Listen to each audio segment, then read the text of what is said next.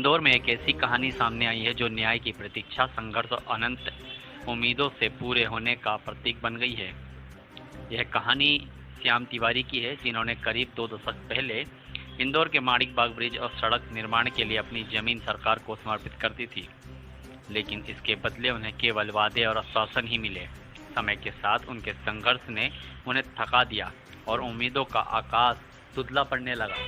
श्याम तिवारी के जीवन में यह मोड़ तब आया जब इंदौर के महापौर पुष्पमित भार्गव ने उनके मामले में हस्तक्षेप किया। एक फ़ोन कॉल ने उनकी वर्षों की बेचैनी और दर्द को सुलझाने की दिशा दी। महापौर ने नगर निगम मुख्यालय बुलाया और 60 लाख रुपए का चेक सौंपा। चेक को हाथ में लेते ही श्याम तिवारी की आंखें भर आई। यह सिर्फ एक आर्थिक सहायता नहीं थी, बल्कि उनके लंबे संघर्ष और धैर्य की जीत थी। भावुक तिवारी ने महापौर को अपनी दुआएं देते हुए कहा, आज मेरे विश्वास को फिर से एक बार नई ताकत मिली है। वहीं महापौर पुष्पमित भार्गव ने भी श्याम तिवारी को देरी से मिले न्याय का खेद जताया और शहर हित में उनके योगदान के लिए आभार जताया। भले ही वर्षों का संघर्ष रहा हो, लेकिन आखिरकार श्याम तिवारी को इंसाफ मिला है और आज वे बेहद खुश भी हैं। 2007 में गुरु नानक कॉलोनी की पुलिया के निर्माण में श्याम तिवारी जी के प्लॉट को अधिग्रहित किया गया था और क्रय नीति के तहत भूमि के बदले भूमि के तहत उनसे लिया गया था, लेकिन कई सारे कारणों से उनको उसका मुआवजा नहीं मिला था। 2023 में हमने उसका प्रस्ताव किया, पूरे विषय को समझा और आज उनकी मुआवजे की राशि लगभग 60 लाख रुपए का चेक उनको दिया है। और मैं तो उसमें खेद प्रकट करता हूं कि उनको ये चेक देने में हमसे विलम्ब हुआ है, लेकिन जैसे ही मेरे संज्ञान में ये विषय आया, तत्काल प्रस्ताव भी किया और विभाग से उसका काम करवा के उनको आज चेक सुपुर्द किया है।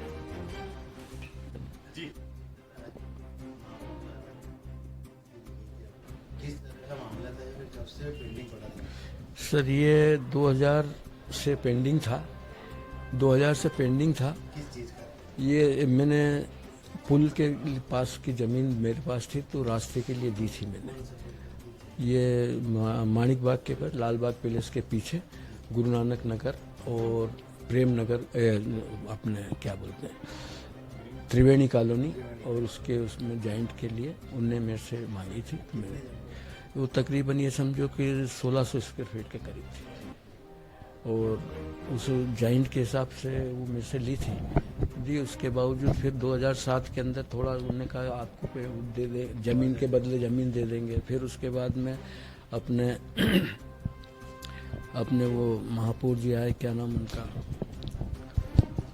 मोगे जी से मुलाकात हुई मेरी, तो उनने कहा यार तिवारी, तुमको जो है आर्थिक रणनीति के हिसाब से आपको पेमेंट मिल जाएगा, अच्छा मिल जाएगा, तो ये करना। तो हम वहाँ भेज रहे हैं। मैंने कहा सर जैसे आपकी मर्जी। तो उनने भेज दिया। 2015 के अंदर मंजूर भी हो गया। आकाश त्रिपाठी जी कलेक्टर थे, उनने सारा मंजूर कर दिया।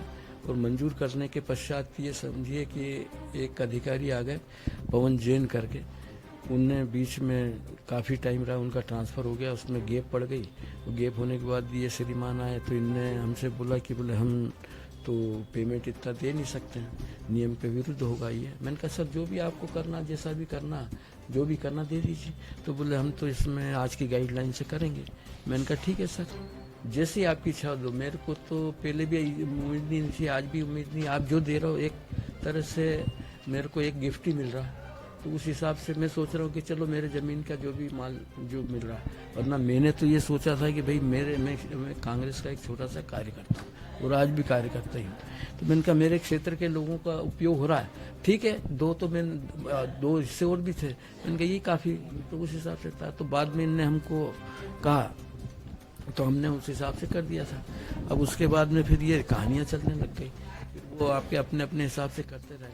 अब ये 2015 के बाद में आकाश त्रिपाठी जी ने सारी मदद की, सब कुछ किया, फिर वो चले गए, प्रमोशन भी हो गया, फिर रिटायर्ड भी हो गया।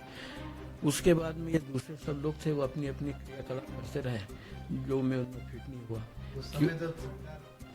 हाँ, कांग्रेस की थी। दुर्भाग्य का विषय है ये जो आप लोग मेरे से बार बार पूछ रहे हैं। तो कांग्रेस का कार्यकर्ता हूँ, इसका मतलब ये नहीं कि मैं उनके ऊपर ये जाके कहूँ कि नहीं मेरा काम करो, क्योंकि मैंने सबके काम कराए। तो उनको ये सोचना था, लेकिन उन्होंने नहीं सोचा। लेकिन मैं तो आज भी कार्यकर्ता ही हूँ और रहूँगा। अभी फिर किनसे चर्चा हुई और आज अभी हाँ, आज की तारीख में मतलब ये समझिए आपकी 2023-24 के अंदर सर आए हैं यहाँ पे, इनसे मुलाकात हुई थी, क्योंकि सबसे मैं मिलता था जो भी आते थे। पहले वो मैडम थी नहीं अपने ये थी मालिनी गौड़, तो लक्ष्मण गौड़ और कैलाश शर्मा, लक्ष्मण गौड़ भी मेरे पास आए थे और कैलाश शर्मा भी आए थे। कैलाश शर्मा यहाँ पे अपने वो थे सभापति, तो उनने कहा यार मेरा राजनीतिक जीवन है तो चंद तिवारी जी मैं ऐसा करके ज़मीन के बदले ज़मीन दिला दूँ। मैंने कहा ठीक है यार जो भी करना। मतलब मैंने कभी भी ये नहीं सोचा था कि मेरे को कुछ चाहिए, और ना मैंने कभी सोचा, लेकिन आज मैं इस बात से अचंभित हूँ कि जिस आदमी से मेरा कोई संबंध नहीं है, किसी भी चीज़ से कोई सरोकार नहीं है, लेकिन उस आदमी ने आगे रह के, और आज के दिन आज भी आपने देखा होगा कि आज के दिन आगे रह के मतलब उस आदमी ने ये कहा नहीं अच्छा मैं यहीं बैठूंगा।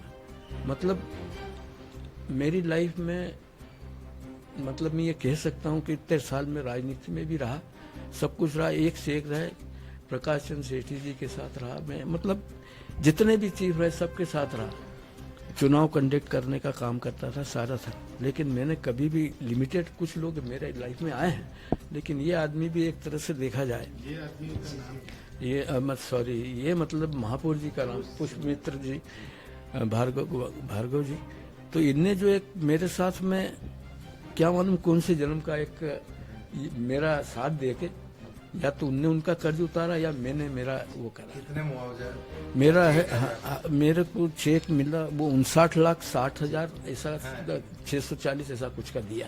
आपको उसे नहीं। सालों बाद दिया खुश तो हूँ सर, लेकिन एक मन में कसक भी है कि ये जल्दी हो सकता नहीं, ये अगर जल्दी हो जाता। आपका नाम बताइए। शाम तिवारी। तो बताइएगा आपको, ठीक है, जो होता है समय जो होता है अच्छे के लिए होता है।